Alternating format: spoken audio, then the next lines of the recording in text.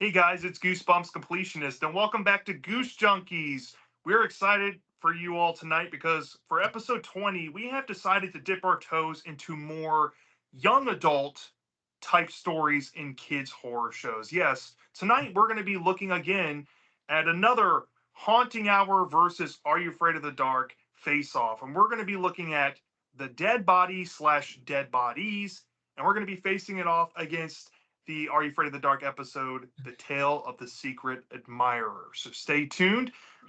As usual, we are joined tonight by the two greatest panelists on the face of the earth, Micah and BD. How are you guys doing tonight?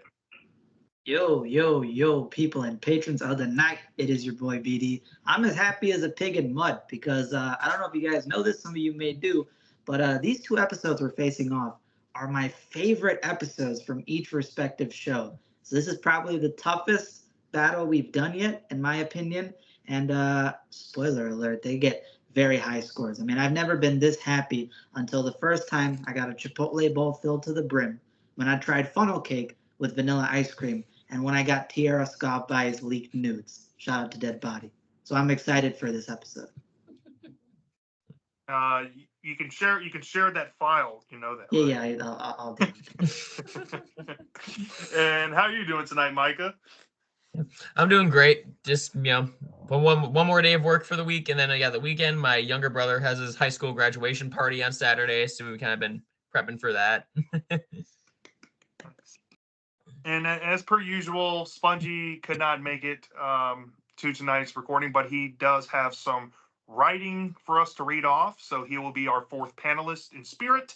So yeah, let's get right into it. Let's just talk about some young adult stories in kids horror. Now, when you say that out loud, you're like, how does young adult apply to kids horror? Well, if you look at the history of kids horror television, specifically what we're looking at tonight, when you started the genesis with Are You Afraid of the Dark, what separated Are You Afraid of the Dark from Goosebumps was the fact that Are You Afraid of the Dark felt more like a melting pot show. It wasn't just Monster of the Week or that Goosebumpsian flair that you come to expect out of kids horror stuff. You of course you had your younger protagonists, you had your middle school protagonists, and then you had high schoolers going through more mature stories. So it wasn't always just one typecast story, and it didn't always fit into a neat box episode to episode.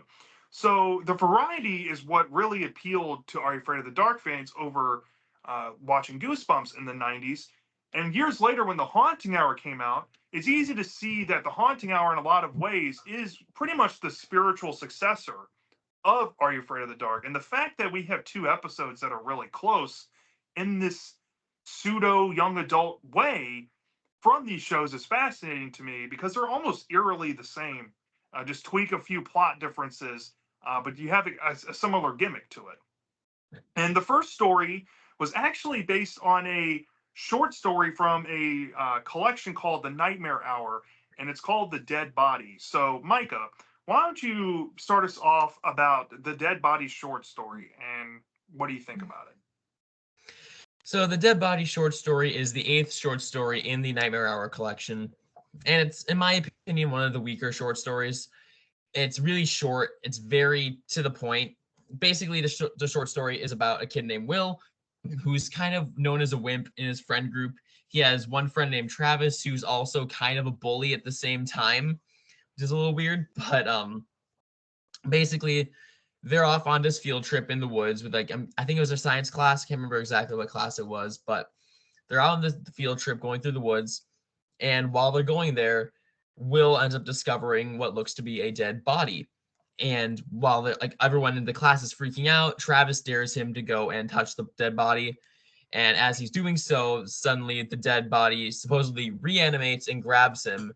And basically everybody just starts freaking out. And basically it ends up being revealed that, spoiler alert, the dead body was actually, it was a joke by Will's uncle named Jake.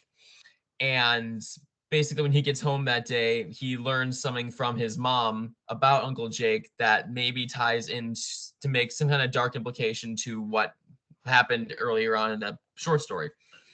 That's pretty much all it is. It was a short description because that's pretty much just the short story verbatim. It's just, it's kind of lackluster. I don't think it's the worst thing ever. I don't think any short story in this book is really bad per se. It's just very middle of the road. It's just, it's again very simple, very to the point, and it's understandable why they did what they did when they adapted it into the Haunting Hour TV show, because that episode is very drastically different from the short story and only really adapts the short story into one scene.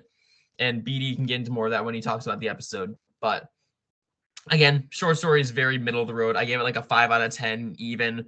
It's just kind of, it's not bad, it's not good, it's just kind of meh. So, what do you guys think about it? Well, I'll tell you my thoughts, and you should know that I'm a massive fan of Are You Terrified Yet? It's one of my favorite Goosebumps books. I always rave about it. I never shut up about it, but I love it deeply. In reading this, it feels like a 7-page version of plot points from the book, but what it's kind of missing here is the rest of Are You Terrified Yet? Like there is that caveat of seeing a 7-page version of a story about a kid.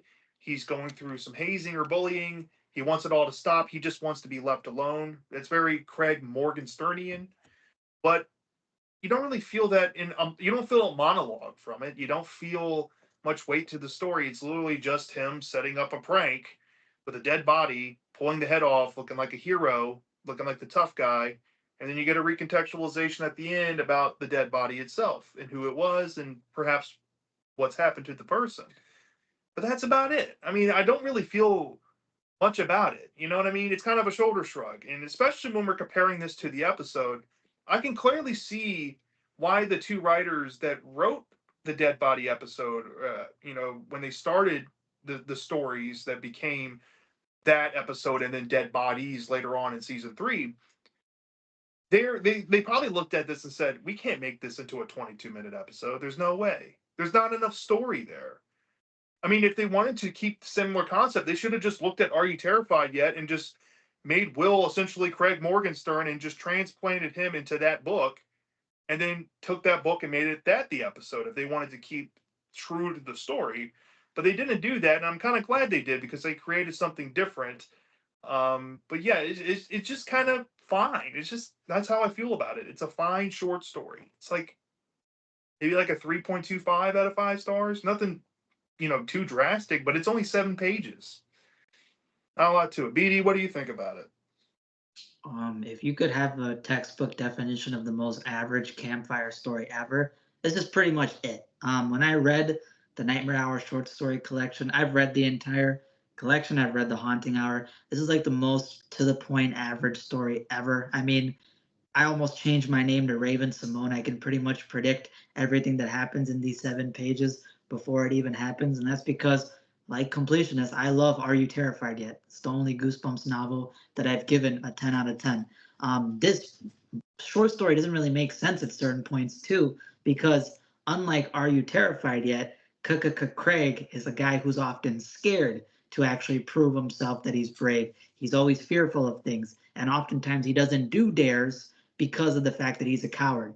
Here, that's not the case. Will actually does the dares that Travis offers him to do, and he still doesn't get the credit after doing them. So there's really no point to the whole dares thing. It never gives him any street cred, any respect. And again, a lot of this stuff is very predictable. I give this one a 7 out of 10. It feels like a normal scary stories to tell in the dark tale. Nothing really special, nothing really out there. It's fine. That's it. And before we get to Spongy, I think where I think we're all in congruence with this is the fact that it's too short of a short story. It's not expansive like the other ones that are in the Nightmare Hour. There's some stories in here are like clearly 15 to 18 pages long, and some of them are super short. This one just felt condensed, kind of streamlined, nothing special, because Stein has done this concept already before. It's nothing new that he brings to the table here, and it's almost unrevisitable for me personally. And I think you guys probably agree. You're not going to come back to this book to read the dead body. You're like, why would I read that? It's kind of unfortunate, but as we get into Spongy, I think there's that provides context as to why the writers did what they did with this adaptation. And for a good amount of stories in here, I should say as well, that are rather short, they took a lot of liberties in the Haunting Hour show, especially adapting Nightmare Hour stories, because they're like, this will either be not budget friendly, or we think we can make this story better. And this is one of the cases where I totally see and condone them from trying to do that. So let's get into Spongy, and then we'll get into the episodes. All right.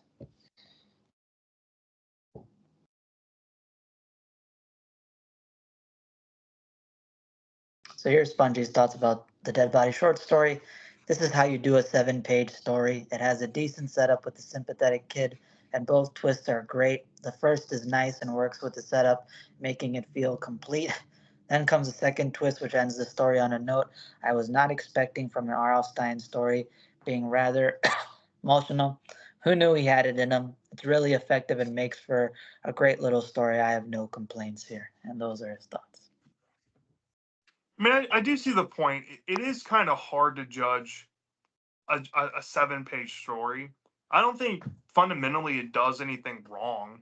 I think the message, especially when we're looking at the characters of the story with the whole Uncle Jake stuff, I like it. But, to me, it just doesn't have the oomph, the emphasis to it that it needs. I just want more out of it. Which brings us to the episode. Now, BD, you said before, this is one of your favorite episodes. We're talking about when we're referring to the Dead Body episode, we're going to be talking about the Dead Body and the sequel episode Dead Bodies, which was written by the same writers who wrote the first episode in season 1. They made Dead Bodies in season 3 as essentially a part 2. It's not like a sequel episode or anything. It's essentially like a 2-parter that they retroactively added on to. So, BD, since these are some of your favorite episodes, tell us about the episodes and how you feel about them. So the Dead Body episodes, both episodes, are about as close to the short story as I am to Britney Spears. They're completely different. They took a lot of liberties involving the story.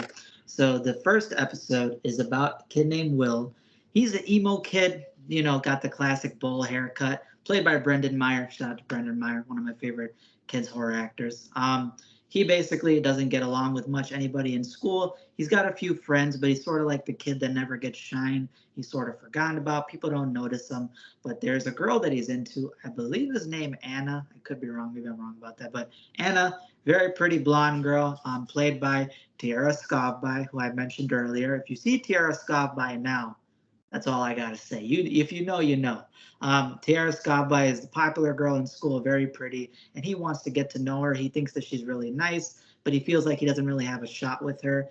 And Will gets bullied by some guys. You have a kid named Travis and his friend Chang. They often pull pranks on him when he's walking home one day. He goes through like an alleyway where there's some trash cans and some bushes and some weird fog. And they pull up in like masks, scare him. He falls back, gets frightened, and they basically treat him like a punk and they run away. And that's when he meets Jake Skinner. Jake Skinner is played by Matt Angel, who is Dan Angel's son. Dan Angel, who is heavily involved with Goosebumps and The Haunting Hour. This is his son playing the villain. Jake Skinner looks like a guy straight out of Grease from a different time period. He's got the slick back hair, the leather jacket, really cool, good-looking guy, completely suave, and he's a complete opposite of Will. Will is this unconfident, sort of awkward kid. Jake Skinner is this complete Chad Thundercock. I mean, right away, he basically tells Will, are you going to let these bullies really mess with you? Are you going to let them basically punk you out? You can't let people push you around your whole life. And he starts trying to act like a coach figure to Will, trying to encourage him, but Will sort of puts him away.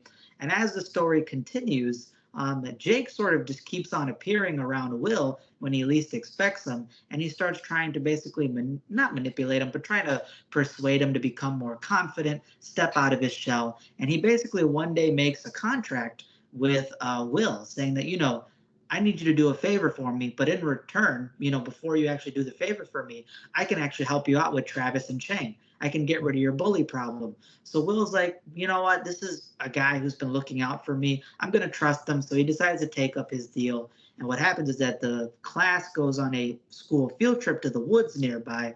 Obviously, you have Will and Anna and Chang and Travis there. And Travis gets separated from the group. And Jake, what happens is you have the scene from the short story where Jake Skinner basically dresses up as a dead body. Will basically discovers it with Anna, Chang, and Travis. Travis gets scared, he runs off. And then as Travis runs off and gets separated from the group, some horrific stuff starts happening. You start getting this ghostly whispering, this echo that Jake is calling off to Travis. And then you basically get the hint that, Jake might be trying to scare him or do something worse, even though you can't see Jake anywhere around Travis. And then Travis starts getting attacked by what looks like to be a poltergeist. There's some figure that starts knocking him to the ground and dragging him around and then drags him off screen. And when Anna and Will find Travis again, he's shaking in his boots. He's completely traumatized and scared by something that he saw in the woods. And he's basically, left terrified. And, Anna sort of looks at Will and thinks that his prank on him was sort of mean spirited. And then Will tries to convince her. I didn't think it was going to go this far. I don't know what, Jake decided to do to Travis. And then later, Jake decides to target Chang. And it's when Chang is working out. And next thing you know, Jake basically jump scares him. But Jake, you realize, might be a demonic force, a ghost, something that more than meets the eye. And as Will is talking to a janitor, he finds out that there's more than meets the eye to Jake. Jake Skinner was actually a kid who went to school many, many years ago, and he actually got targeted by a lot of bullies, except these bullies ended his life. These bullies ended up lighting, I think, like the basement or some room on fire, and they ended up locking Jake in there, and he ended up burning to death. So that's when Will realizes that the guy who's been trying to help me out is a paranormal force, and he might be vengeful and malevolent. And before Will can basically decide to get out of this contract, something really traumatic and really scary happens to Will that potentially completes the contract at the cost of his own freedom and his life. And the ending to the episode's one of the darkest things ever. So just to talk about this episode first.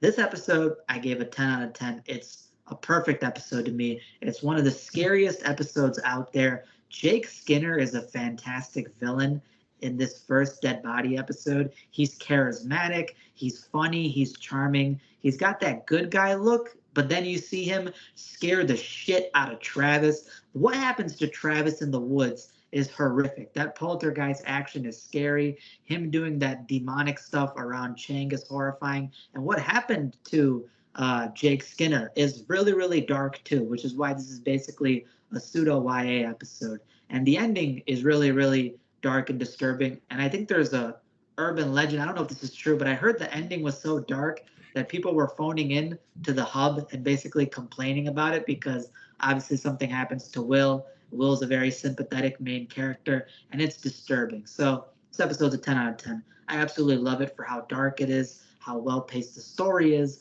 I love the extra stuff involving the ghost activity that Jake does, and I like every single one of the characters. And that ending, cherry on top. There's nothing quite as dark as that. Now the sequel, Dead Bodies, takes place right after, or maybe like a month after the first episode. It's now Jake, and I guess I can spoil it. The episode ending of the first one ends with Jake Skinner basically taking Will's life. Jake takes a physical form, he enters the real world, and in turn, Will turns into a ghost.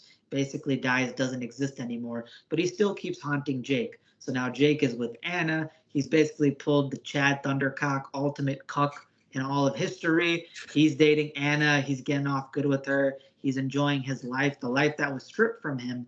Meanwhile, Will is basically in his shadow, suffering, wanting his life back. And Will actually starts flickering. He starts losing his life force as the episode goes on. But then a twist happens. You find out that Jake, what he did was breaking the universal law, breaking some primordial law involving death and the Grim Reaper, and a Grim Reaper death entity starts coming after him and says, no, bitch, you broke the rules. I'm coming to collect taxes. The bill collector of postmortem has arrived, and he's going to take that payment, bro.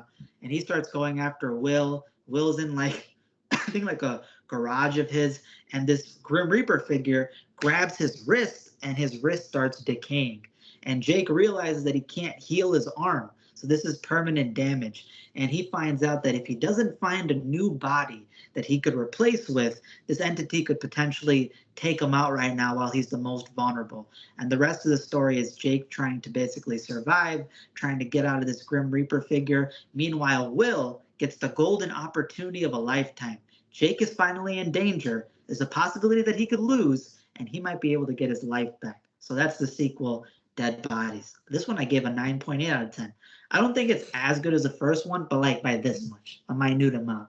I think that the sequel is very dark and disturbing. The stuff involving the Grim Reaper is horrific. You get some insane body horror. You get some emotional stuff involving Will basically losing his life, and you see how good Jake Skinner is doing. And you feel good for Jake in a certain regard because, like, okay, he got a second opportunity at life, but the guy doesn't deserve it. He did it in a really filthy way, and now it's finally coming back to bite him, where it belongs. And what happens to Jake Skinner in this episode is, like Completionist brought up before the podcast started, one of the most metal, hardcore deaths in all of kids' horror. What happens to Jake is horrific. You get some insane body horror, some insane pain. You also get a fight scene between Will and Jake. Yo, Will's got the hands. I know we commend John Wick. I know we commend Expendables. Did you see this man, Will, throwing hands? That man was hitting the Mike Tyson moves on Jake, bro. I got to give shout out to Will. He starts becoming a Chad by the end of this episode.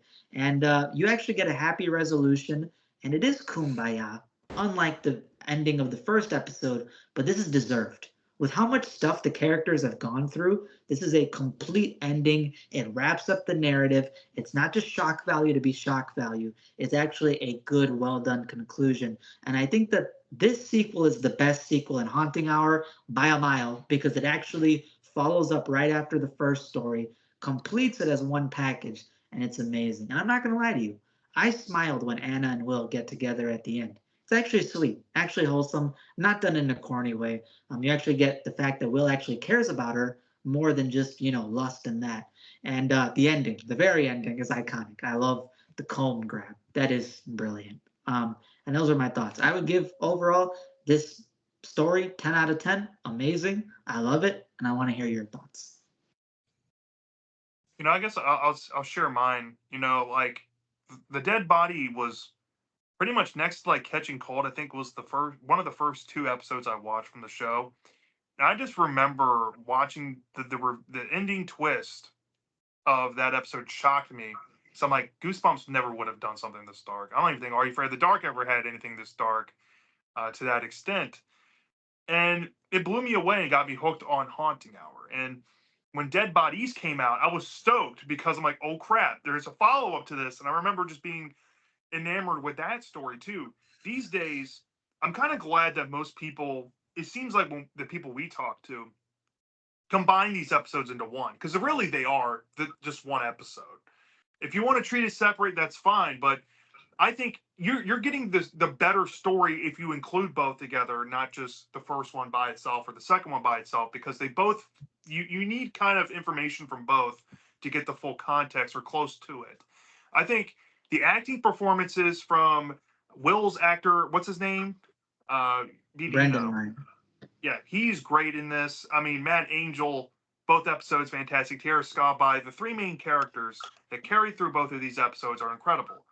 The idea of somebody coming to kind of exploit your weaknesses and your insecurities and use it against you and take from you and make you feel ashamed for your own life choices, and you see that the seed of that start to bud in part one, and in part two it unleashes all of that emotion with flipping the script on the main character Will, who was alive in the first part, is now dead in the second part, and just seeing that and his struggles with his choices and his regrets and all of that. It's deep, especially for Haunting Hour. I'm not saying the Haunting Hour gets deep a lot. I think it does quite often compared to other shows. But the way this was done here was organic and it felt real and relatable. Like if you were put in the situation, you would empathize with Will almost immediately, and you can clearly see yourself in that position. I definitely think Jake Skinner has to be one of the greatest Haunting Hour villains, if only because Jake, he has this gray morality to him. You have understandable motives. He's somebody that was essentially murdered, right? He has grieved his own terms. He's lost his own life. It was taken away from him. You understand his pain, but you also understand Will's pain. So it's kind of hard to pick and choose which one you want to side with. But Jake is clearly the bigger jerk. So that's why Jake is the villain. But Jake is also a 50-year-old ghost that has a lot more practice than Will does in the span of 3 months. But I really do think that both episodes together tell a pretty whole story, like BD said. It's just, when you get the whole package, you get the whole context, and you start to learn more in part two about the motives of Jake and build on to the reason why he's kind of doing this or chose to do this. I think was needed because part one didn't really have that. And I think having that context does help tell a full story. And I also think that when you look at both episodes, they kind of offer different types of horror. Part one is supernatural horror. I mean, there's a whole thing where Jake manipulates his mouth, and he's kind of like a ghost demon, or he can turn himself invisible and do poltergeist activity onto a bully. That's like supernatural stuff, right? But then in part two, it starts to get more body horror, and it kind of ramps up the poltergeist activity. And there's a new villain introduced, kind of. I mean, when you want to talk about the Dementor from Harry Potter coming into the situation, trying to, kill Jake Skinner for cheating the system, that stuff is creepy. It works. The body horror in part two, I'm telling y'all, has to be some of the best body horror in the Haunting Hour itself. The makeup team deserve a lot of credit for what Jake Skinner had on his face. That stuff looked incredible. The scene involving in the climax of part two with Jake Skinner, A+. 2 thumbs up. Great job. It has to be one of my favorite scenes from the whole show. But I do have some mild things about it. And these are more nitpicks that carry over into both episodes, actually. It's not just one more than the other, because there's just one thing about it that there are some things that I had a problem with in part one that gets cleared up in part two, so I'm not even going to mention those. But there's one thing about it where, this is kind of needed for this concept to work. So I'm not the harshest on it. But there is a concept about how Jake and Will have to switch places. And I don't know exactly what they were going for in part one. Essentially, there's like a time travel element, or like Jake is taking Will to the moment of his death, and it's in the past. Will changes places there in the past, which you would think would affect the present. Will exists in the present, so Will goes missing in the present. You would think that would matter. But when you get to the present day, there's evidence still that signified that Jake Skinner died in 1961 or whatever year he died in, chilling up in the school. So what exactly does that mean? And like I said, I think the writers kind of wrote themselves into a corner with the concept, because in order for that exact idea to work, you kind of have to just go with it. I mean, if you made any tweaks to it, it would probably go down the typical route where Jake would possess the body of Will or something like that. And while that could work, it's not the same thing, because you don't exactly get the angle they're going for. So, like I said, I'm not the most harshest critic on that. But that's really my only negative with it. It's just kind of loose there, a little mildly sloppy for my liking. But I think this is a fantastic episode. Easily a top 10 Haunting Hour episode for me. I'll probably give this like a 4.7 out of 5 stars, 9.4, both episodes combined. Really good stuff. Really good stuff. Micah, what's your thoughts on the Dead Body and Dead Bodies? Yeah, I think these are great episodes too. Both of them. I honestly would kind of give the score similar to BD, except I would flip them. I personally prefer Dead Bodies over the first Dead Body, mainly just for like some of the reasonings of the body horror. I think that's just really effective and really well done. The makeup is great. again, what happened, like the whole scene of Jake Skinner encountering the Grim Reaper in the finale, and just like the effects on like just actually like pretty much watching a person actively decomposing in front of your face is like really disturbing. And I feel like if I had saw that as a kid, that would have traumatized me. And so I just think that that would have been, I think that was just so good. Again, the story is great. I think just the way they make these characters so likable and sympathetic. Even again, even Jake, despite the fact that he's the villain and despite the fact that he's a jerk, you still feel for him. You still feel the sympathy because of the fact that again, his life was taken from him so early on in his so early on, and in a pretty horrific and disturbing and brutal way. Like I just feel like you can understand why he's doing what he's doing. You understand his anger and his determination to be alive again. And it's interesting too because I love the way it's just that Jake describes his motivation in part 2, where he's basically saying like he in his mind he's living a better life than Will did, because Will was a recluse. He was someone who didn't really have a lot of friends. He was bullied. Meanwhile, Jake is someone who is well liked. He has a girlfriend. He has the confidence to just go and do things. And I think just that mentality of him thinking that he has a better life than Will did, and that's why he deserves it more, is really an intriguing villain idea. And just like the acting on all three of them is amazing. Like I think that just all the emotional moments in part 2 really hit, especially like Will's actor. He does such a good job with the emotional stuff. And it's just like, it's just one of those episodes that's just really special, that kind of has this like really nice blend of emotion and horror at the same time. And I just feel like it just, I don't know, it's just a really well done story overall. And yes, there are some of the flaws like completionist mentioned that I agree with, but like in my opinion, they don't really bother me at all. I still think these episodes are fantastic in every way. You know, I do think that, you know, in both stories we're going to talk about tonight, there are some things that, you know, you could really, if you really wanted to scrutinize, you could.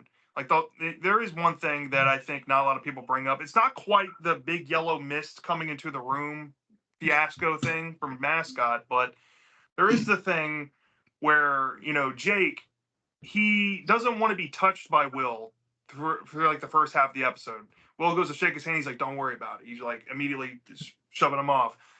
But literally, in the next scene we see Jake, he's playing a dead body, and the people touch him, and it's like a real body. How can he materialize into a real body if he's a ghost? I'm just saying. Mm-hmm. I'm just saying that is something that you kind of have to, you know, overlook. There are some things like that in these type of stories, especially ghost stories.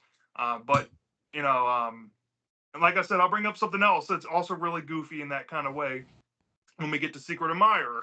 There's a really goofy thing that if you really think about it, you're like, nah, bro, that shouldn't work.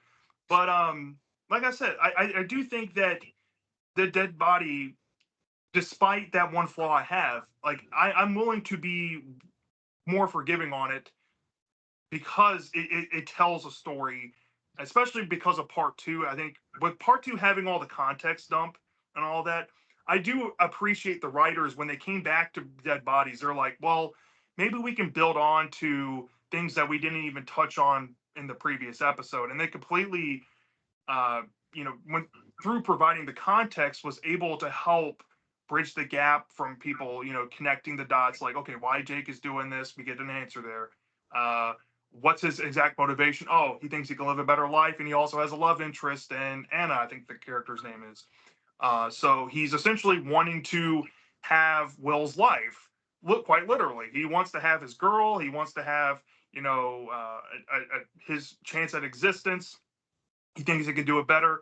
He cheats the system, and we see as the audience that, you know, if you were some of the people that were outraged, you know, it's a legend thing. We don't know if it's confirmed, but if you're one of the people that called the Hub Network and complained about Will, you know, being dead, well, you get your answer and your happy ending out of it. So, like I said, I think having both together does help this story overall for me personally.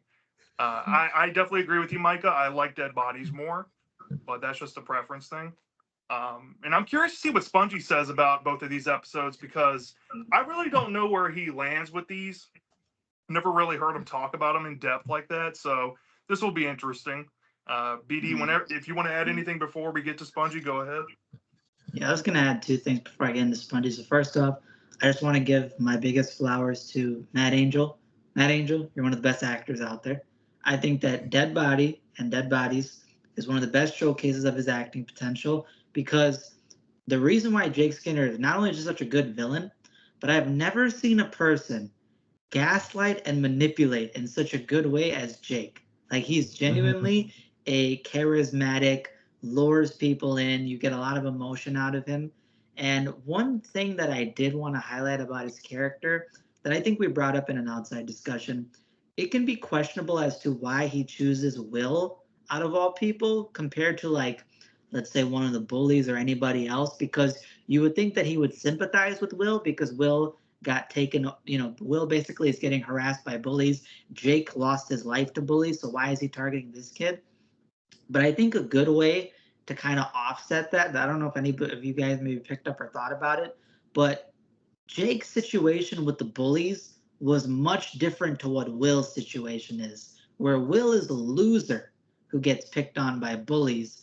But when you hear the janitor talk about Jake, he actually was messing with the bullies. I think he did like some prank or started harassing them. And Jake looks the exact same as he did back then. He wasn't like a Ned declassified school survival guide nerd and then he became a Chad. No, he was always a Chad back in the day. It always seems like he was popular and well liked, but he ended up messing with the bullies because he thought that it would be funny or overconfident, and that's how he got locked up and died. So he naturally was always a Chad, a cocky guy, a confident guy who then got messed over. So I don't think he would sympathize much with Will because Will is a loser.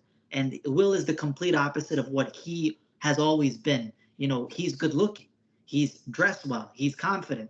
It's not what Will is. And also, if any of you have seen Ben 10, Kevin 11 in the beginning of Ben 10 is sort of the same way, where Kevin 11 is a good looking, good talking, popular kid, but he just got dealt bad cards. And that's why he's kind of like an asshole compared to the main character. So I think that's one way to look at it. So those are just some points. Those are minor nitpicks, but I think it's food for thought. So let's get into Spongy's thoughts. Yeah. And while he's pulling those up as well, like another thing that's kind of like a fun, I don't know, it's something that was just fun about part two that I really like is just Will and Jake's interactions are just really fun. Just the way like it almost starts with Jake kind of being very smug and gloating about the fact that he gets a life and Will doesn't.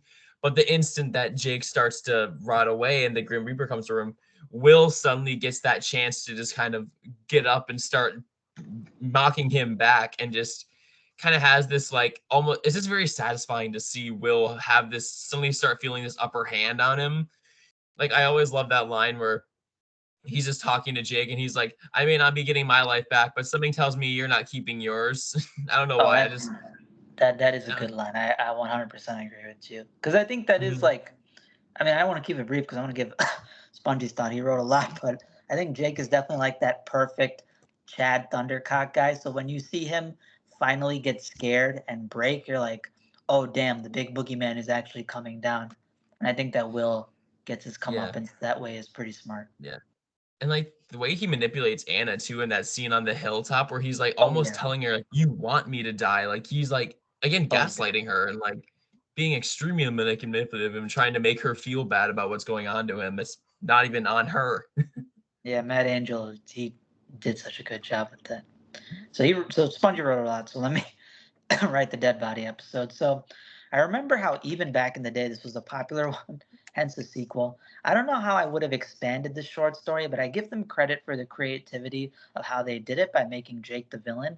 It's out there and works for this plot. I admit I'm not nearly as in love as with it as some people are, but it's pretty good. There's some awkwardness with some of the dialogue early on, and that late 2000 ass song they play at the start low, but that's just early on at least.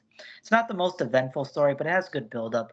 Will is still likable, and Jake makes for a decently creepy presence, even if he's a bit too obviously evil from the jump lol. It's not one of the episodes I think of when it comes to scary episodes, but it has moments. I like the escalation with how far it starts as one prank, and Jake takes it too far as revenge for a solid backstory. The love mostly comes from the ending, which is the first true dark ending in the series. Notably, this was the first normal length episode in production order, showing that the series was willing to fully go there. The logic involved with the ending is fairly confusing with magic, ghost, time travel, I guess. I take more issue if this were a weaker episode, as it how it works to get us to our ending, as the final note is great. Later episodes would tap into the mature feeling of this one in being complex ways that hit a bit harder, so it's more of a solid stepping stone. There's not too much wrong. It just never struck me as anything compared to other stuff down the line, but it's still pretty good in the end, just not too far above that. So that's his thoughts about the first episode. Then the next episode, Dead Bodies. I remember being skeptical about the sequel when it was announced. The first, like the standard dark twist, which didn't need a sequel, and it seemed like it was just made due to how popular the first one was. I even found Facebook comments from the time asking for a sequel, lol. Okay, urban legend, a little bit solidified by that. But I was surprised with how good this was. I like seeing the aftermath of a dark twist, showing how Will is missed by Anna. Although, imagine him trying to explain all this to his parents after coming back to life, lol. I love the dynamic at the start with Jake giving Willie crap while he's a ghost. I appreciate that Anna is given more agency, showing her POV as Jake becomes basically an abusive boyfriend. The climax has him basically assaulting her, even. It's odd how Death took 3 months to go after him, but it leads to some creepy scenes with good build-up. You almost feel bad for Jake as this goes on, although his sympathetic side with the backstory is forgotten here, which is fine. Some of the effects are wonky, like the green screen in one scene, resulting in some scenes being a tad less effective. It can feel a bit too simple in spots as well. I don't get how Will becomes solid again, but these are just minor gripes. This is an improved sequel with compelling drama, good horror, and a solid, satisfying climax/ending. It's honestly even better than I remember it. It could have run the risk of feeling pointless or ruining the dark ending of the first, but it worked out. The writers returned to the show to write this, and I say it paid off very well. Yes, sir, indeed, Spongy, especially compared to that Pumpkinhead sequel. Oof. I think what benefited, I think Spongy is on the money. I think what benefited this specific sequel, Dead Bodies, well, it's not really a sequel. It's technically a part two, a retroactive part two. But having the same writers that wrote that first one come back really did help this, because I guarantee you, if there's different writers, it could have possibly gone a whole different way. And they didn't really understand the characters the way that and it, those two and it takes writers did. place right after the first one, which is refreshing Mhm. that they didn't do some big time skip or some unrelated stuff. All the other sequels in Haunting Hour, I feel, were different characters, or it's kind of like its own standalone thing compared to the first one. While this one, it adds so much to the context of the first episode that it feels almost integral, that you have to watch this to get the full story. So that's why it feels like it's one story to put together. It's kind of like a Halloween 1 and 2. John Carpenter's. When you combine both of those movies, you watch one, you have to watch the other. It's kind of like that, uh, which is intriguing, and I think it stands out for that in the Haunting Hour, but also in kids horror. I've never seen a show do that before. I did hear in the rumor mills that they were possibly considering Mascot, even though Spongy did point out there's actually not evidence of this. But there's a speculation that if they would have continued the show, Mascot would have gotten the same treatment and built off that ending of Mascot's ending. So who knows? But Also, by the yeah. way, Brendan Meyer and Matt Angel both reappear in another one of the best episodes, Creature Feature. Go watch that as well. If you're a fan of Dead Body and Dead Bodies, go watch Creature Feature. It has both of them in it. Matt Angel plays another villain. Brendan Meyer plays a side protagonist. It's awesome as well. Oh yeah, totally. I cannot wait for the day if we ever get to compare that with something. Maybe we can do that against Midnight Madness one day. That would be That's a fun. good one. That would be a really hard one too, but it'd be fun. So I think, I don't know where Spongy is. Does Spongy mention which one he prefers, the short story or the episodes? I don't think he mentioned. Well, let me see. I know what he prefers just from conversation, but let me see if he actually wrote any thoughts.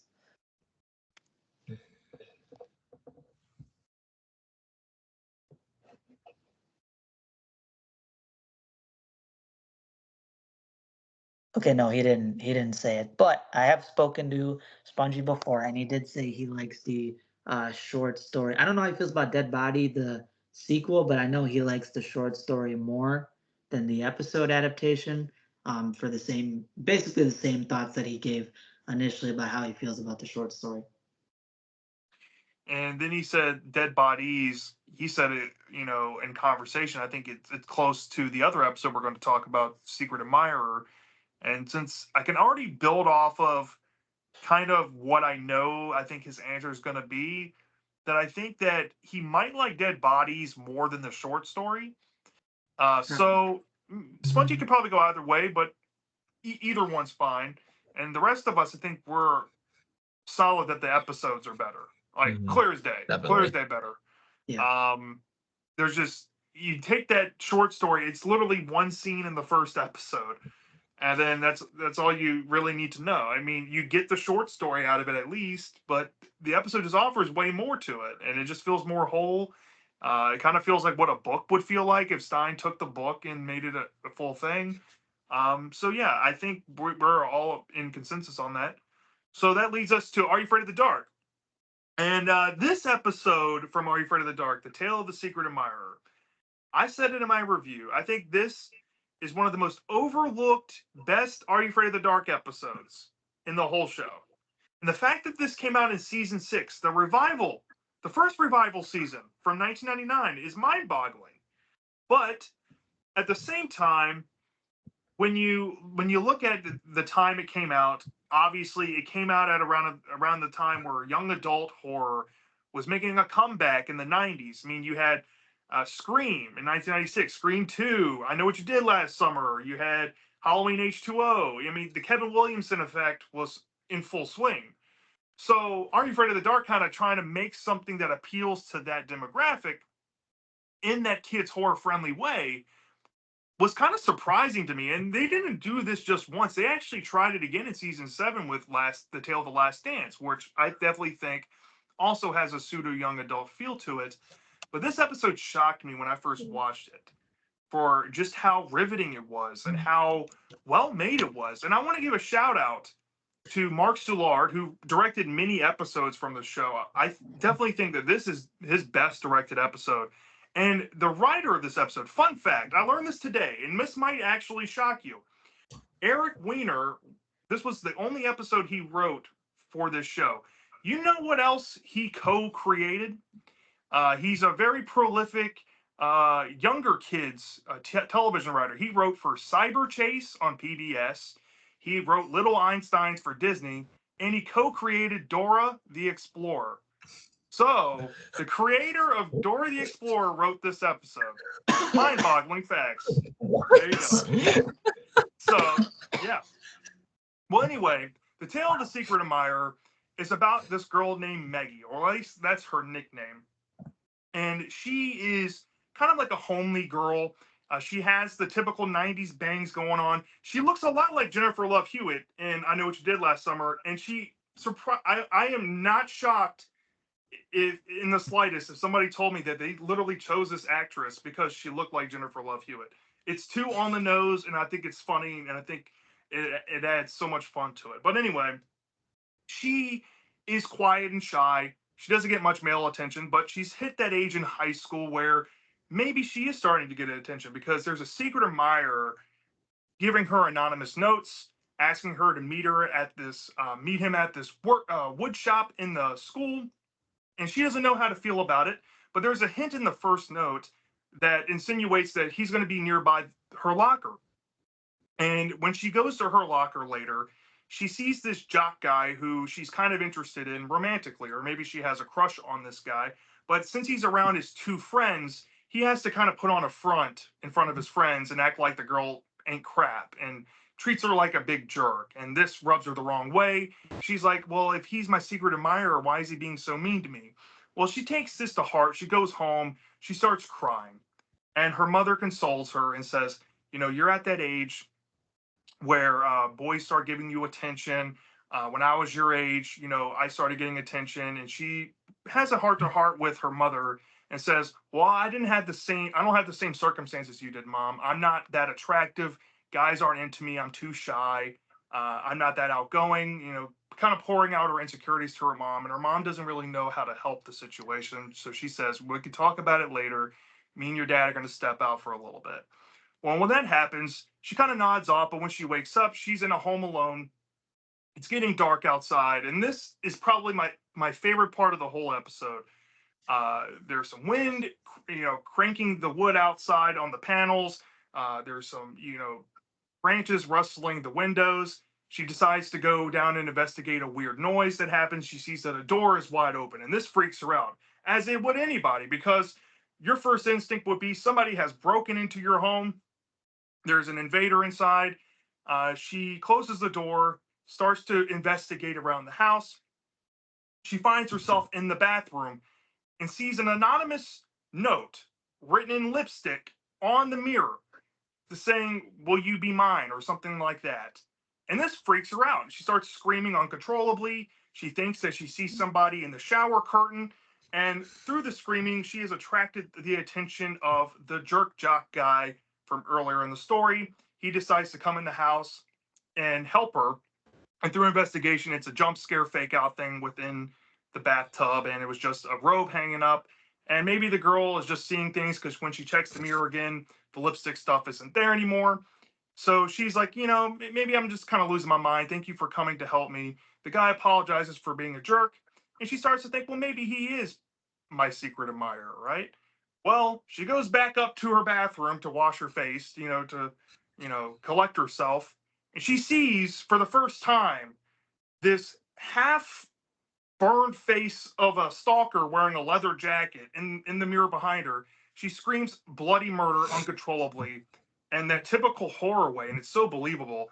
And around this time, the parents come home, console her, ask her what's wrong. She tries to explain her situation, but it's kind of hard to explain, so they don't really seem like everything is all there yet. Well, as the story goes along, the jock guy ends up getting notes from the secret admirer as well, telling him to stay away from Maggie, who he affectionately calls the main character.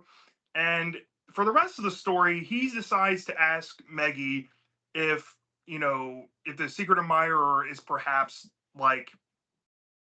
aggressive or something. And she sees the note and she starts to get more worried. She's like, maybe this guy is no good. He's after me for some reason. And she gets another note saying, "Hey, come meet me tonight at the wood shop." And the other guy sees it and he's like, well, she doesn't have to know this, but I'm going to go to the school and try to stop this. Well, during that event, it's kind of coinciding with a conversation that she's having with her parents. There's a massive revelation about perhaps the ghost figure that we saw early on, and it ties to the parents within the story of Maggie and a situation they might have had with the character in the past and a potential death, right? So the guy, her crush interest, is at school trying to handle this at the same time. After hearing the story, Maggie realizes that she has to go look for him. She ends up back at the school thinking that he might be there to handle it. And there's a big confrontation between this ghost potential figure and these two characters. And we get to see what happens out of that and where the characters are going to move forward. And then the story wraps up in the Are You Afraid of the Dark way. So, yeah, The Tale of the Secret Admirer, I'm going to say this up front. It has to be the best tensioned or round tight tensioned episode of the whole show. There's no other episode that I've seen from Are You Afraid of the Dark that winds tension the way this episode does. It's very simple. Don't get me wrong. Some people that watch this might think that it's too simple for its own good, but it's simple in that effective way. It's kind of like a Halloween 1978 or like a Jeepers Creepers kind of thing where you have just a simple story, but the tension escalates in that organic way, and it feels like as the story goes along, you start to feel the stakes more and more. It takes time building up the main villain, whose name is Teddy.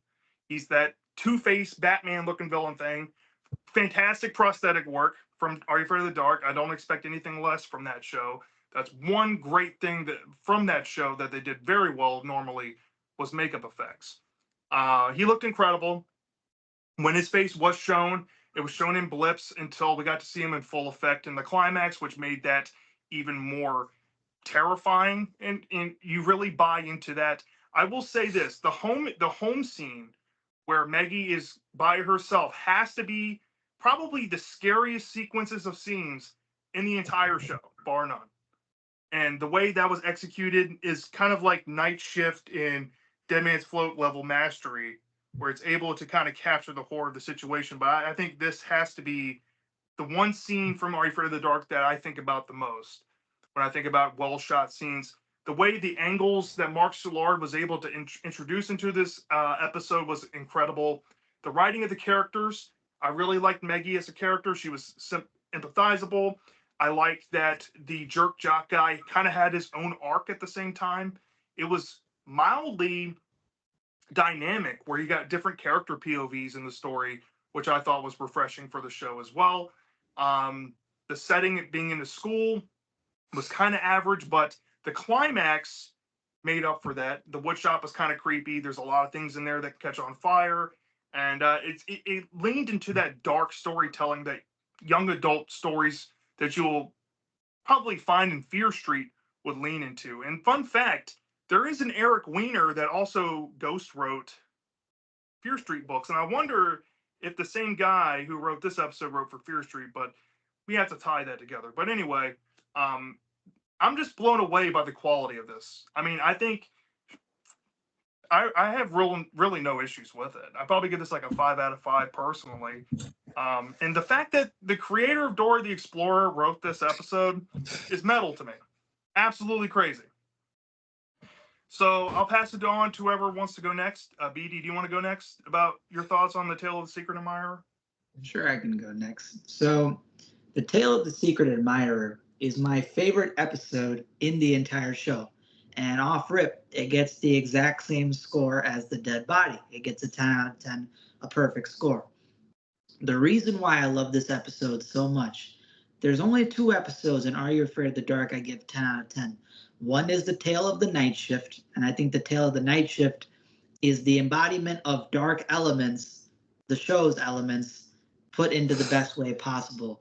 But this episode is completely out of the norm for what dark usually does. It feels very different to the Are You Afraid of the Dark franchise, what they typically do with episodes, in the same way that the first half of Last Dance was very creepy, very odd, very deep. It kind of broke some norms, but that one fumbled in the second half.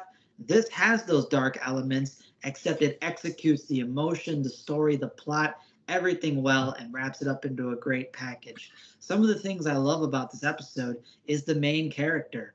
Maggie is a sympathetic girl. You actually feel for her. That scene on the bed where she's pouring her heart out to her mom, you believe it. She's one of the best actors in Dark because you believe it. You actually buy into her character. You actually feel bad for her. And it's rare to sometimes get those type of high school girls that get bullied or get, kind of discriminated against by kids, and you think that it gets a little bit corny or cliche or over the top. It's not here. Everything here feels natural. It feels like real life, and you can actually see it. This episode has the best relationship between 2 of the kids I've seen in Dark and also in pseudo YA.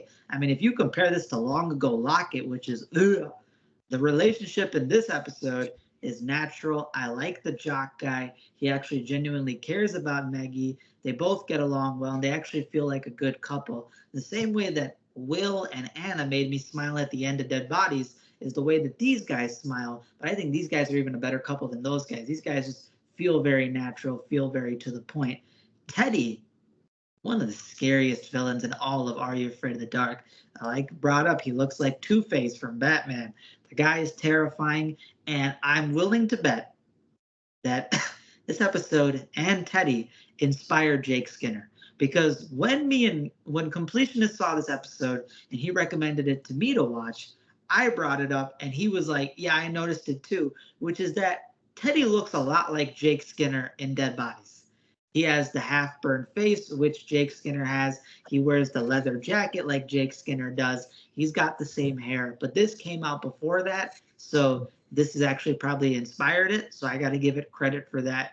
Teddy is scary. That home break-in scene is terrifying. The idea of "Will you be mine" written in lipstick on the mirror is horrific, and seeing the silhouette in the shower curtain is terrifying. It reminds me of that creepypasta urban legend about the girl who has the dog who licks her hand at the end of the bed. And when she wakes up the next morning, written in the dog's blood is "humans can lick too." Similar sort of mirror scene involving the lipstick, obviously toned down, but still very creepy.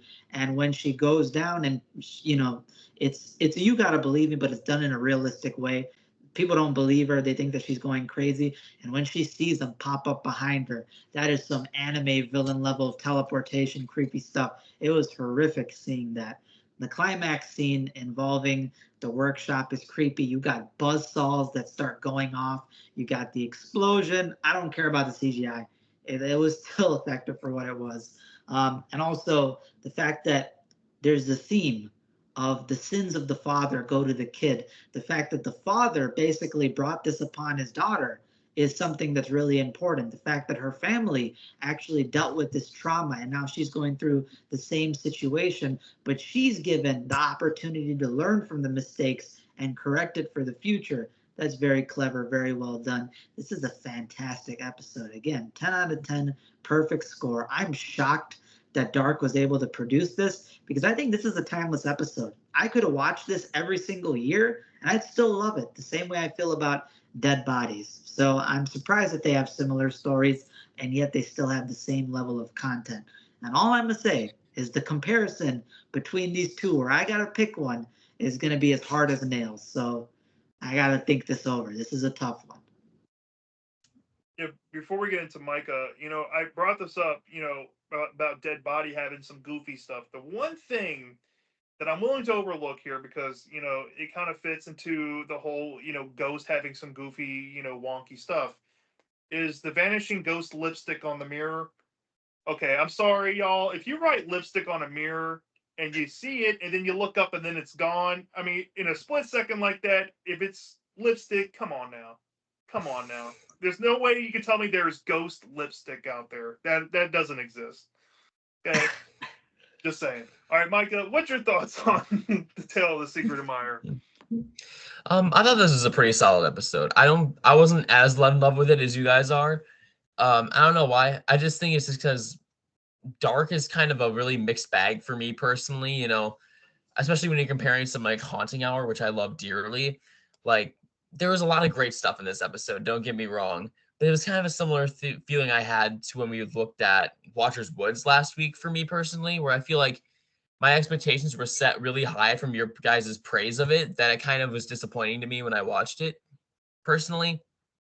Um, I liked a lot of stuff though. I liked the main character. I think she was really good, very sympathetic. You definitely can feel her pain and her fear. Like, her acting was top notch. Like, she was really good. And like a lot of the really good like home invasion scene really got to me, because like that's one of my like deep-seated biggest fears, is like being home alone and then learning that someone else is in your house. And like that terrifies me down to my core. And I just think that scene was really effective and really well done. I think that it was an interesting way of doing it, where Teddy was basically almost like reliving his past, and almost it reminded me almost of the 2003 Haunted Mansion movie with Master Gracie, basically going after this girl thinking she's somebody else who he used to have feelings for. Because in this episode, he's going after Maggie because he thinks she is her mom, and he's trying to kind of get her back and relive that, which is a little weird, but I think that was really well done, and just the makeup on him was great. And he was a genuinely scary villain, I feel. I just think it was kind of, I don't know, there was just some lackluster stuff for me personally. I just think that, as you mentioned, the CG on the explosion made me physically cringe when I saw that. Because that was, ugh. And like, I don't know, I just feel like some of the pacing could have been a bit tighter, in my opinion. I feel like some parts kind of dragged for me personally. And I like a lot of the plot points though. And again, nitpicks are very minor. I do not think this is a bad episode at all. I would probably give it a solid like 8.5 out of 10. I still think this was really good for Dark standards, but I don't know. It's just not the dark kind of. It's not one of those Are You Afraid of the Dark episodes that I like will remember. I feel like I prefer some of the more monster centric ones. That's just kind of my taste on Are You Afraid of the Dark. So, but it was still really good. I like that you brought it up that you prefer the monster ones because we were talking about this as a potential idea for a discussion, but we decided against it. But the idea does suit a young adult fit into kids horror, right? And we all would say yes because Are You Afraid of the Dark specifically was a variety show. But whenever you see people talk about Are You Afraid of the Dark, what are they bringing up? They're bringing up Ghastly Grinner, Dead Man's Flow, Laughing in the Dark, the monster ones, the ones with the iconic, memorable monsters. Nobody's talking about Secret Admirer, and I get that to a degree. But like BD said, I think the reason why we love this episode so much is that it executes something that Dark rarely was able to do, and it feels different and out of the norm, but in that good way. Normally, when people Mhm. say that, "Oh, I love it because it's different," I kind of roll my eyes. But in this specific case, I do love it because it's different because it's actually trying to be scary and it tries to build characters. And I think the one thing I can't believe we haven't talked about it is how ingenious the twist is with the dad at near the end of the episode when he's talking to his daughter. That recontextualization genuinely surprised me the first time I watched it because I was not expecting it to go that route, and I thought that was really smart writing. And the fact that, like I said, the writer and creator of Dora the Explorer wrote that is mind-boggling to me. Mind-boggling. And yeah, I think that the episode, as we'll get into after we get into Spongy's thoughts, uh, it holds near and dear to my heart, and I love how streamlined and simple it is. It's not overly convoluted, and when we're comparing it to Dead Body, for example, or the two-parter, it's telling a whole different story with a similar concept, right? You get a whole different package of themes in this that you don't get in Dead Bodies episode, like BD brought up. You have to live through the sins of your ancestors or your fathers, right? I love that theme because normally when it's in horror, it usually resonates, and that's probably one of the easiest themes that horror usually gets right. But here, it's done in that subtle but impactful way, and it helps sell the terror of the event by the end of it. And I just really love it for that. And I'm totally with BD on this. Let's get into Spongy's thoughts. Let's get into Spongy's thoughts, and then we'll get into which one we think is better. Because I think this one might have some legs to go either way here. Yeah. Also, before we get into Spongy, just shout out to the guy who wrote Dora. Backpack, backpack. Show me what you got. Backpack, backpack. Show me the perfect story people forgot. That's Secret Admirer. Now let's get into Spongy. All right. So Spongy, he's got quite a bit to say about this one too. So let's read off his thoughts. Oh, the first line. Thank you, Spongy. I love this first line. This is pretty much all he needs to say, but I'm gonna read everything else he says. Secret Admirer. This one goes hard.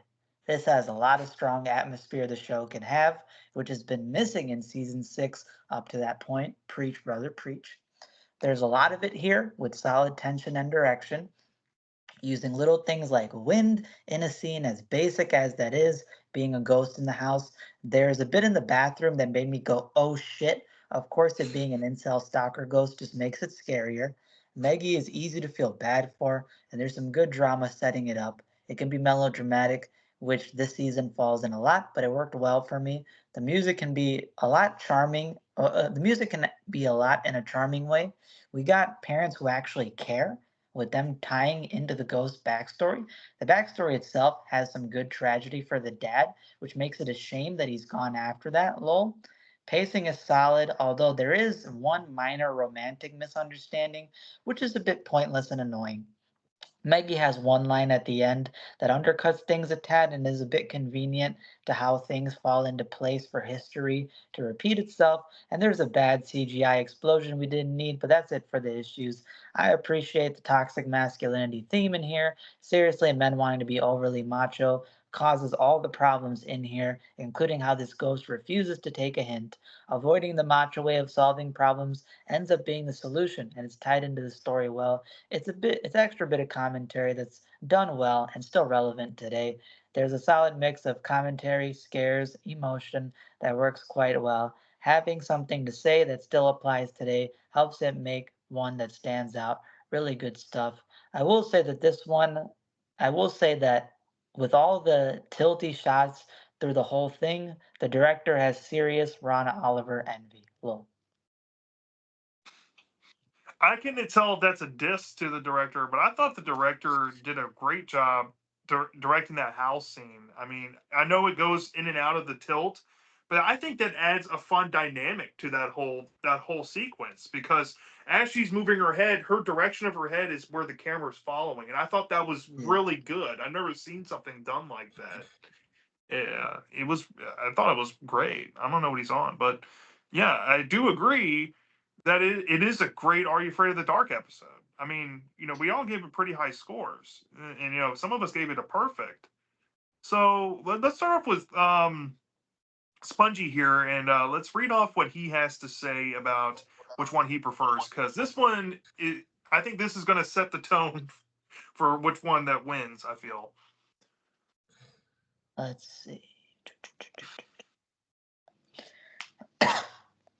All right, so his thoughts about the comparison would be this is closer than I expected, sort of. Dead Body's short story is great, but more so by short story standard, so that's why I like it more than the episode of it. I won't compare it. Secret Admirer beats the Dead episode easily, but Dead Bodies is trickier. Both have a good mix of horror and drama for sure, with Dead Bodies even having some decent humor mixed in. Secret has a few more flaws at times, but the effects in Dead Bodies take away from it a bit more than the quick bad explosion in Secret. What? Anyway, both are really good in the end, but I'm giving it to Secret Admirer. I find the story to be more fleshed out with better scares. The mix of horror and commentary helps push it over the edge for me. Jake Skinner puts up a solid fight, but for the second episode in a row, Dark gets a surprise win over Haunting Hour. He made good points, but I will say that comment about the dead bodies to effect that's bullshit, man. Come on. The body horror in Dead Bodies is great. Let's not play it down. Is he talking about? I think he's talking about the green screen on the cliff. Man, that's compared to the CGI explosion, that's not as big. Come on. Yeah, it looks better than the explosion. I didn't The even notice explosion it is that dated big. CGI. I mean, like season 6 has Right. it. I mean, even in like Vampire Town, as much as I love that episode, the Yeah. vampire death in that episode, good God Almighty. Yeah. But you still feel the context of it. I mean, but Yeah. it's not the most aged well thing. But Spongy says Secret Admirer, and I guess I'll share mine here. Um, I like Secret Admirer more myself. And here's the thing: I love the story that Dead Body and Dead Bodies tells when you combine them. I love the arc that Will gets. It feels like a whole story. It kind of feels like a book of the idea, like I said. But I really do enjoy just the vibe of Secret Admirer more. I think I surprisingly like Teddy as a villain more because he kind of has this mystique to him and this level of intrigue. And while Jake at times has his moments of like pinnacle greatness of a kid's horror villain or pseudo young adult villain, I don't know. There's something about the way Teddy looks and the way he behaves that is more unnerving to me. He's kind of that stalker and he's not like the conniving type. I don't know. Like it's kind of like you ask me tomorrow, I might prefer Jake Skinner, but I like Teddy more. I think the story's more streamlined for me. It's less. I don't like to use this term lightly, but it's less as convoluted, or it has less moving parts to kind of like notice about it. It does have its goofy moments. Like I said, the ghost lipstick and the CGI fire. I will point those out. That's pretty goofy. But I like the execution of it. And it, especially for Are You Afraid of the Dark, you just never see this kind of quality episode from that show. And I feel like I'm going to give it to Dark because I want them to finally win something here. And I think you have some quality here to actually win. So I'm gonna give it to Are You Afraid of the Dark on this one. Anybody else want to go next? Micah? Well, I think I kind of hinted a bit when I was talking about the episodes. I prefer the Dead Body episodes. While Secret Admirer has a lot of really good elements that I really enjoy and that were really effective, I just think the Dead Body episodes are just more my speed for young adult kids horror. It just fits my taste a bit better. So it's more of a bias thing, but I just think that it's more. I think Dead Bodies episodes are more fun. It has some great comedy. I love all of the character interactions. Just all the stuff that they do with that is just really well done in my opinion. And again, while Secret Admirer does some really good stuff, I think for me it's brought down by just some of the more uninteresting moments, in my opinion, and some kind of slower paced stuff in the middle of the big reveals and story elements. So that's just how I stood on it. Yeah, I get that. I do see the story elements argument. If we're comparing story elements, easy. I think Dead Bodies alone would win on that. Which is, I don't know how BD feels. Let's get into BD real quick, and then we'll see what he has to say. Because I think since he's the biggest massive fan of both of these episodes, it's going to be hard for him to decide. So I trust his judgment on this one. And with that pressure, I have to pick between my children. Who's my favorite child, even though they're both shining stars? This is without a doubt probably the toughest decision I've made. And I literally didn't know which episode I was going to pick until this discussion finished. And even with my pick, I'm debating if it's the right one. But they're both 10 out of 10. They're both comparable. For all you anime fans out there, this is Roger and Whitebeard from One Piece, Goku versus Vegeta, before Goku got the power-ups. It's just tough as hell. But Secret Admirer has a well-done package within its time frame. It has a good scary moment with the bathroom. It's got some emotional stuff. It's got its commentary. And that's why I'm going to give the win to Dead Bodies. Dead Bodies, in my opinion, has a little bit of a cheat. It had 40 minutes. It had more time to add more layers to it. I think Jake Skinner is more charismatic of a villain. He's more powerful of a villain. If any of you have kept up with what I like in horror, I like powerful villains. One of my favorite books of all time in horror is Nosferatu by Joe Hill. Charlie Manx in that book is a genuinely powerful threat. Haunted Halloween, the movie by Goosebumps. Slappy got amped up in his powers. He was a genuine threat. The Shopkeeper in the Haunted Mask 2 episode, a genuine threat with sinister powers. Jake Skinner falls into that. He's very charismatic. I love the angle of him having sympathetic moments at times and then him getting the empowerment and then abusing it. I like the body horror. I like the scares. I like the dynamic between the characters. And I like how all of the characters' situations basically switch from the first episode to the second episode. You get Will being this loser who got cucked to now getting a golden opportunity. He now gets to stand on top of the podium and be the winner. You got Jake Skinner, this guy who got his cards taken away from him. He gets the cards back and then loses his hand in gambling. He abuses it and loses it in front of the dealer.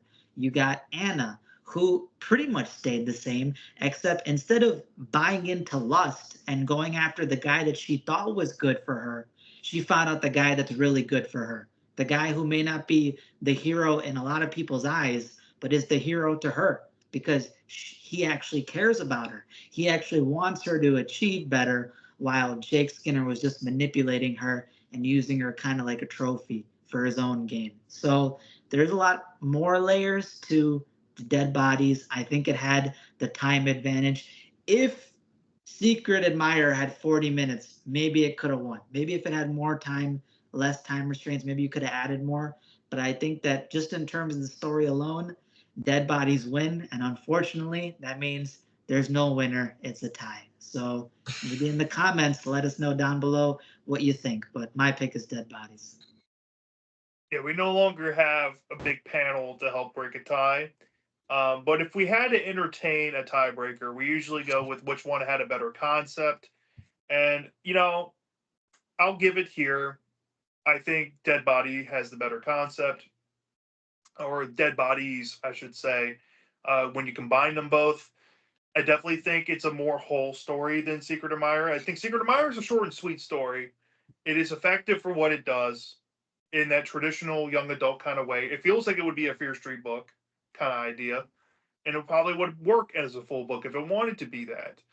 But I definitely think with Dead Bodies, you have that synergy of just, the you have the concept of trying to take from somebody, and you have to put your trust before your insecurities, and then once you lose that trust, your insecurities are exposed, and you see a character have to go through growth and maturity, albeit some off screen because of the time jump between both parts, but you do feel that the character has matured. And I feel like the concept grows as the episode continues on.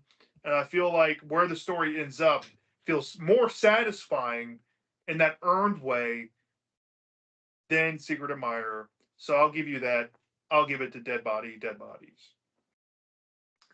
And I think y'all will probably agree anyway as a plurality. I feel like we all can kind of stand by that. So if we had to pick from a tiebreaker, I think we would give it to Dead Body and Dead Body. So Haunting Hour, I think, would win. But like I said, it's very close, and maybe you catch us a year from now. Some people might change their minds. Who knows? Haunting Hour But won. Haunting Hour won, but it's got a broken arm, a broken leg. Its neck is nearly snapped around. It was a difficult fight.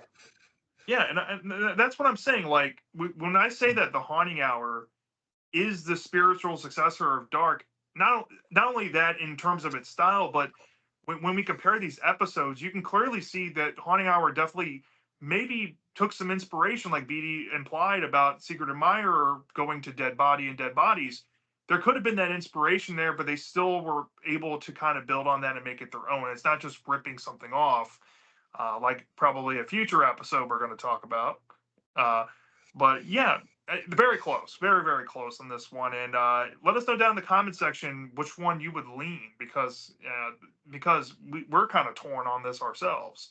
Maybe some more than others, but yeah, and I think we have a fun discussion tonight. And I've been dying to get to this point because instead of talking about it, does PYA or pseudo young adult belong in kids horror? I think we kind of answered that question. So we decided to go with this topic because both shows, they had this potential with certain episodes possibly to get sequel follow-ups. And since Dead Bodies followed on that potential and made a sequel episode kind of, but it retroactively became a part two more than a sequel, it's still the same idea. I mean, in Haunting Hour, we saw Return of the Pumpkinheads get made because of the popularity of Pumpkinheads.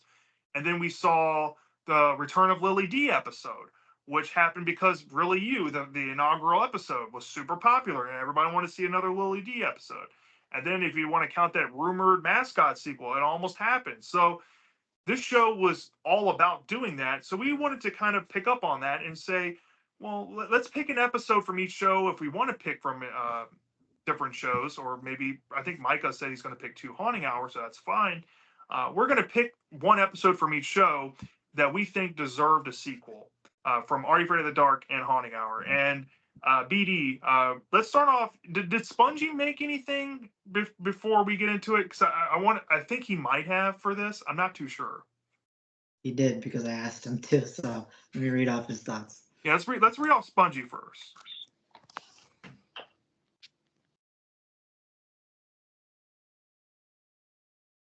And Spongy, if you're listening going forward, do this for all of our discussions so that way you don't feel left out because we want you in these too.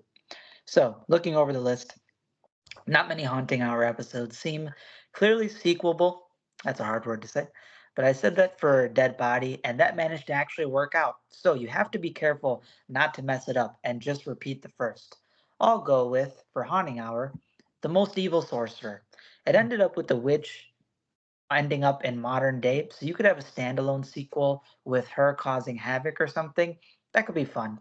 Dark has the same issue, but some clearly have good potential, and heck, the Vink and Sardo episodes are kind of sequels to each other already, I'll go with The Tale of the Sorcerer's Apprentice. It has a direct sequel hook, and even one of the Midnight Society members goes, "Sequel?" So they clearly thought of it, but they never did it. Goth was a cool enough villain, so let's bring him back, Lil. Huh. I guess I'm big on sequels to Sorcerer episodes. You are, my friend. That's a good point. Yeah, I think those are good picks. I think those are good picks. I mean, I have no issues with that, and I think he's kind of on the money with my thought process with it. It's like I was kind of afraid which ones I would pick because I literally thought about a bunch. I'm like, well, maybe this probably should stay as a standalone. So I'm there with you, Spongy. But nice picks, man. Micah, let's start off with you. Which episodes did you pick? So I picked 2 Haunting Hour episodes, mainly because I have not watched a ton of Are You Afraid of the Dark, so I can't really get a good grasp on episodes that I think would be good as sequels because I have not seen a ton of the show. But for Haunting Hour, the 2 that I picked, the first one I wanted to do was Alien Candy because I think you could do something really interesting with that idea. I actually just came up with an idea now as we were sitting here thinking about it. But I have 2 potential concepts for that one. One could be that maybe the same alien species that Bonnie and Greg were learn about Bonnie and Greg's deaths and then come down to Earth to this middle school and start hunting down Walt and his friend and try to basically kill them as revenge for what happened to Bonnie and Greg. My other idea, which is like I'm actually kind of a little more intrigued about and kind of a way you can kind of loosely bring in some elements from the short story into the episode, is what if because at the end of Alien Candy, when the aliens were killed, they were mixed up into the chicken nuggets and all the kids started eating those nuggets. What if those chicken nuggets caused those kids to turn into aliens? And then it was almost like a invasion of the school kind of where Walt and his friend, because they didn't eat the nuggets, had to find some kind of way to reverse it and turn all their school back to normal and maybe ends on a way where they don't get that success and maybe something happens to them, or maybe they ended up something grisly happens to them like it happens in the end of the short story. And I think that'd be kind of a fun way to bring that original short story into episode format, but not just directly adapt it. Because I feel like that just directly adapting the short story wouldn't have worked, and that's why they didn't do it in the first episode. So I feel like if you took elements from that short story and broadened it out into like a sequel episode, it would be really fun. And the other episode I was thinking of getting a sequel would be Girl in the Painting, because I think that like while it is a very definitive kind of ending for the main character, I feel like there's a way you could maybe spin it because there's this whole world inside the painting. Maybe we focus on a new person who gets the painting, and when they're like maybe they're falling into the same trap that Bailey Madison's character in the original episode was, but then the ghost of Bailey Madison's character starts haunting the girl, this new character, and it's kind of warning her about the dangers of the painting and trying to keep her away from it. And maybe the girl in the painting and her mother and some of those start getting more aggressive and desperate to try and get this girl in. And maybe, who knows, maybe they even come out of the painting into the real world or something. That kind of shares some parallels with Dead Bodies in some ways, where he's there's the effort of the character now switching the perspective of going from the living to the dead. And I think if Haunting Hour can pull it off with Dead Bodies, they can easily do that with Girl in the Painting too. I like that. I like that idea for Girl in the Painting. Alien Candy, there's so much potential with the idea itself. You can go full on building off essentially a calling all creeps type of twist that Alien Candy kind of had. You can just kind of lean into, like you said, the school invasion. You can do the invasion of the aliens, or invasion of the creeps, fan fiction idea where the whole creeps now invade because Ricky's the commander, maybe the main character from Alien Candy. Maybe there could be, early on in the sequel that the commander has now made themselves known, and there's a new commander, and there's infiltration already in the school, and it has to be like this covert thing. There's so many ideas you can do with it. So great picks, great picks. BD, you have anything you want to add, or you want to go ahead and share yours, the ones that you chose? Well, I think that Micah's picks are pretty good. Girl in the Painting, I think, would be interesting because I always thought of that one as a definitive, just keep it as it is. That's how I felt about the Dead Body, and we just covered Dead Bodies, the sequel. So I'm with Spongy. I was completely shocked that sometimes sequels could improve that. And Alien Candy, I was just gonna say, calling all creeps.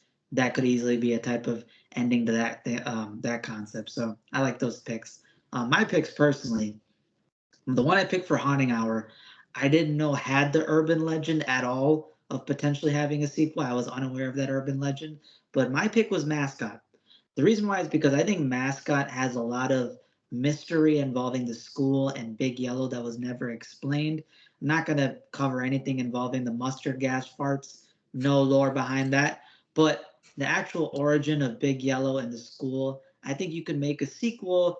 I would probably call it like Homecoming or something, where you could have Big Yellow be a Lovecraftian monster that appeared in this school, and the teachers are actually like the cult of Big Yellow. They basically keep up his identity and protect him the way they do in the first episode because he potentially could bring prosperity to the school. He could make sure that they all keep their jobs and their lives stay intact. And they know that if they don't do it, he would basically come after each and every single one of them, and they don't want to lose their lives, and they're scared of that. So I think if you did like a Lovecraftian thing, that's the reason why his ID shows Big Yellow. That's why nobody knows where he came from because he was a monster that manifested.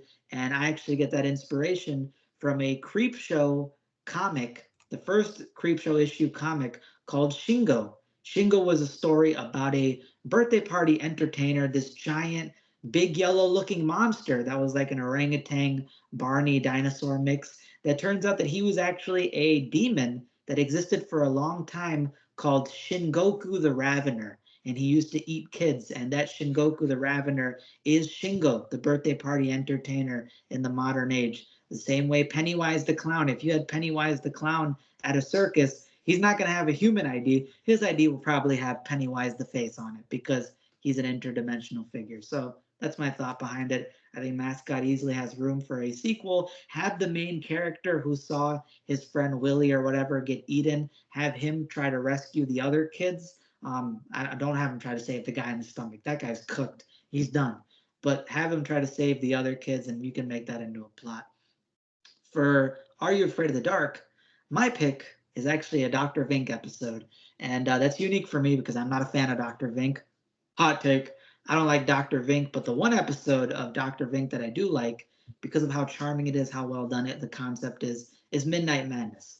Midnight Madness was about Dr. Vink basically having special movies that he wanted to air, and he had a movie of Nosferatu, or what I call him Bucktooth Aratu, because he's got buck teeth despite being a vampire.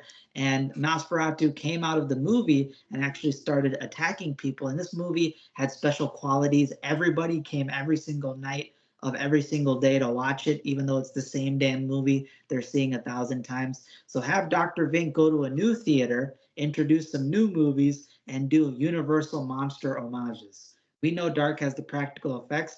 Have Dr. Vink's own version of Frankenstein, have his own version of the Wolfman, have his own version maybe of Creature from the Black Lagoon, and then have a giant monster fight. Have Frankenstein versus Bucktooth Aratu, or whatever, German Shepherd Man versus Koi Fish Boy. I don't know. Have some cool Universal monster homage fights going on. I think it'd be really cool to see. And this Dr. Fink episode is very campy, very corny, very kind of that typical stuff, but it's in a good way. It's again a popcorn episode. And I think that another popcorn episode for the fans would be a great thing to do. And as we talked about, people love memorable monster episodes. You do a Universal monster homage, people are going to love that.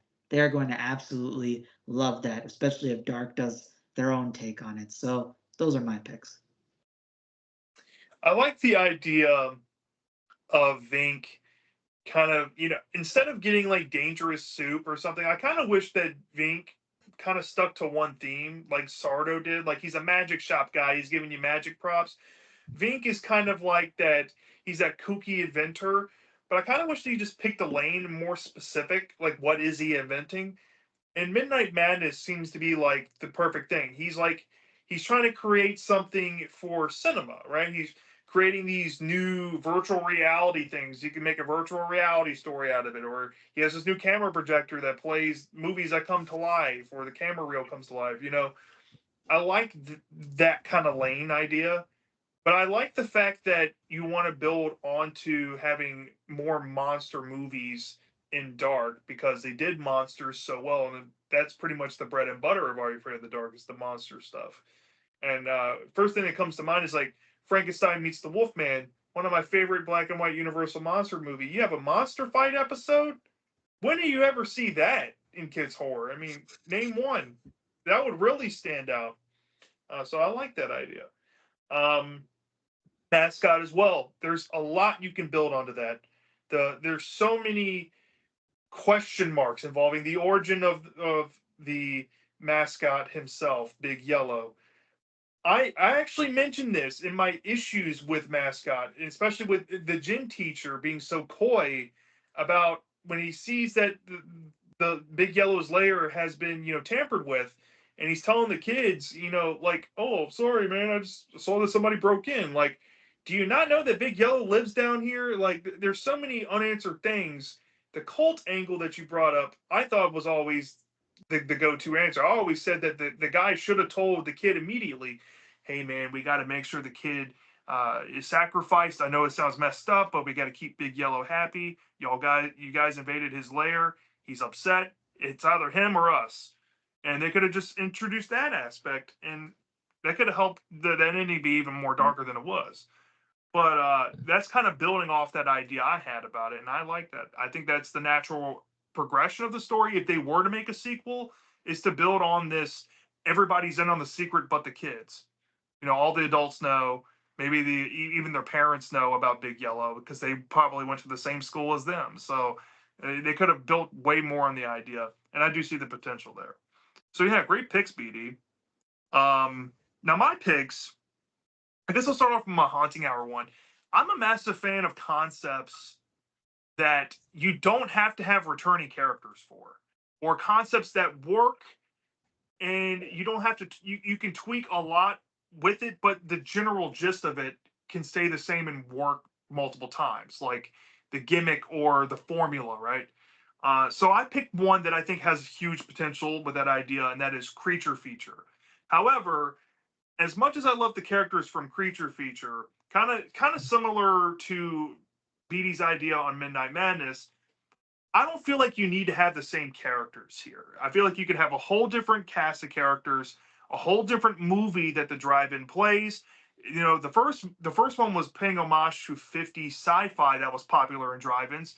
The natural progression would be exploitation movies that started to become popular in the 60s and 70s that played in drive-ins. Specifically, I think a good direction would be a zombie movie because George Romero essentially popularized exploitation cinema in 1968 with Night of the Living Dead. And a black and white zombie movie would be a perfect thing for a Creature Feature follow up. And as well, if you want to maybe bring back like the Brendan Meyer character from the original Creature Feature, maybe he has a new best friend who's also a film geek, and he's obsessed with this black and white zombie movie that's so prolific, and he goes to the drive-in with because he heard his friend talk about it and how he lost his former friend, and he goes through his whole ordeal in the movie world. You can build on the lore of the drive-in itself. What kind of lures kids and movie buffs to want to sacrifice their mortal lives to live in the immortal movie realm? You can build on that idea without changing the general concept, and that's what gravitates me to want to do that as a sequel. And there's so much potential. You can probably repeat this episode multiple times and keep it fresh by having different films, different themes, different ideas, different character relationships, and you'd be fine.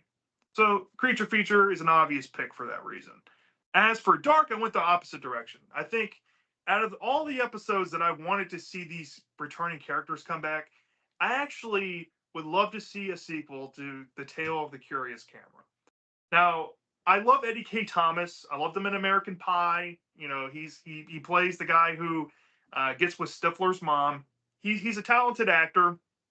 Maybe not the greatest in Are You Afraid of the Dark standards, but one thing that I think Curious Camera had potential over the rest was potential of the villain with the Gremlin. The Gremlin, the omnipotent being that is an electropath that can travel through mechanics. We see in the ending of Curious Camera that he's living on in the computer. Now, here's two avenues you can go with this. You can go the whole killer computer route, where now the Gremlin's kind of become a computer virus, and he's trying to manipulate a new family that acquires this computer from the family.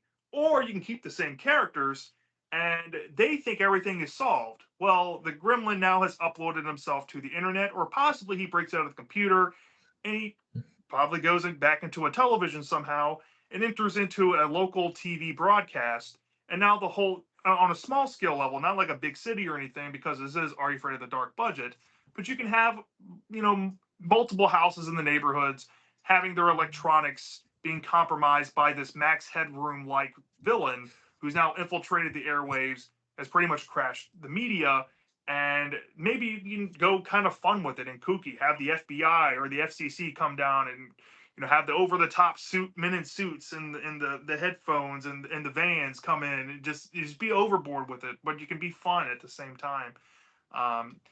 And if you wanted to go the whole camera route again, I guess you could. Maybe you can have another gremlin in the camera and make a better Say Cheese and Die Again. But I think there's more potential there than just keeping it in the camera. And I like the concept of the gremlin. You could make the same argument that Digger from Virtual Pets could work, but no, we don't need it. We don't need a Virtual Pets sequel whatsoever. As a matter of fact, if there was ever going to be a time to put a Curious Camera sequel, it should have been in season 6, because I can't remember who told Curious Camera, but I have a feeling it might have been Tucker. Tucker was in the Midnight Society. If he was the storyteller, he should have told that instead of whoever told Virtual Pets. That's all I'm saying. There you go. those are my picks. Also, gotta give an honorable mention to Tale of the Hungry Hounds. I think Tale of the Hungry Cats, natural sequel right there. Hungry Hounds having a prequel of building onto why the aunt character or the cousin character went through what she did would actually clear up a lot of the messiness that the episode we got with Hungry Hounds didn't even bother to address, and how that's just kind of glossed over and just an afterthought of the story by the end. But who would want to see that? We could get a Long Ago Locket sequel too if you wanted. You know what? Long Ago Locket sequel actually could just be like a pseudo Pocahontas movie. That'd be pretty interesting to see as an episode. Maybe he solved the past, but instead of solving the past, he created new problems, and now he has to go back and fix the problems again. I don't know, but once you get on that iceberg, it's kind of hard to jump off once you break away from land. So you want to be careful of where you're going. But yeah, I think we had some good picks here, and let us know down in the comment section to you all out there listening and watching. Which ones do you think you would have wanted to seen sequels for in Are You Afraid of the Dark or in The Haunting Hour? So, yeah, that wraps up episode 20 of Goosejunkies. We want to thank you all for joining us tonight and listening through this podcast. If you're not followed on our social media or our YouTube channels, I'm going to have all of that linked in the description of this video. And to give you a little taste of what's going to happen next episode, we, for episode 21, have decided to go into baby horror. And yes, you might be guessing what we're going to be talking about, and unfortunately we're going to have to talk about Goosebumps' Strain Tease, but we decided to pick something that is uncovered on our podcast so far. We're going to pick a creeped out episode to compare it to, and it's kind of similar, if not a lot similar in some ways. It's called Only Child. So this is going to be our first Goosebumps versus creeped out face-off, and it's going to be interesting, I feel. So stay tuned for that next time. Until then, take care. We hope you're all doing well, and we'll see you soon. Bye. Deuces.